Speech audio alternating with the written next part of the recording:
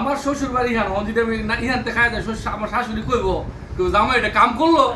তোমার বাড়িতে আসলাম, আর আসার পরে বলতেছে ভাই দুপুরে খাওয়া দাওয়া করে যান। খাওয়া দাওয়া সম্ভব না, যেহেতু শ্বশুর বাড়িতে আইছি, ওই জায়গায় রান্না বাড়ি চলতেছে, আর বেশিক্ষণ থাকা যাব না। তবে যারা ফেসবুক, টিকটক, ইউটিউবিং করেন, লাইগা থাকতিব, লাইগা থাকতিব ভাই, লাইগা থাকেন, সফলতা একদিন আসবে।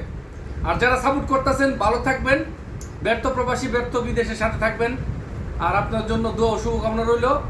আর যারা প্রবাসী আছেন তাদের যাতে আল্লাহ সুস্থ রাখে, ভালো রাখে, মানসিকভাবে সুস্থ রাখে, এটা দোয়া করি। তো ভালো থাকবেন, সাপোর্ট করবেন। কিন্তু অবশেষে আমি একটা কথা কই, না খাই আপনারা যাইতে পারবেন না, এটা কোনো অবস্থাতে সম্ভব না। আপনারা কি বলেন?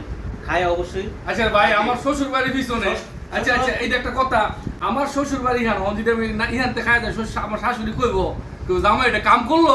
আমার শ্বশুর বাড়ি কেউ জানে না, আমি যেন যাইছি কেউ জানে না, কেউ জানে না। শ্বশুর বাড়ি তো সবসময় খাওয়া দাওয়া। ভাই আপনি কমেন্ট করে কোন আমি খাইয়া যেতাম না খাইয়া যেতাম, কারণ আমার শাশুড়ি রান্ধতে রাখছে। এখন যদি আমি খাইয়া যাই, আমার শাশুড়ি কইব যে আমার জিরের জামাইটা আমার বাড়িতে না খাই লইল। আবার আমি এটা আপনার কাছে রায় দিলাম। সবাই কমেন্টস করে জানাবেন এখান থেকে খাইয়া যাবো না শ্বশুর বাড়ি দিয়ে খাইবো। ভাই আপনি কমেন্ট করেন জলদি, সবাই ভালো থাকবেন। কমেন্টের উপর আজকে ইয়ে হইব, বিচার হইব। আল্লাহ হাফেজ। ওকে।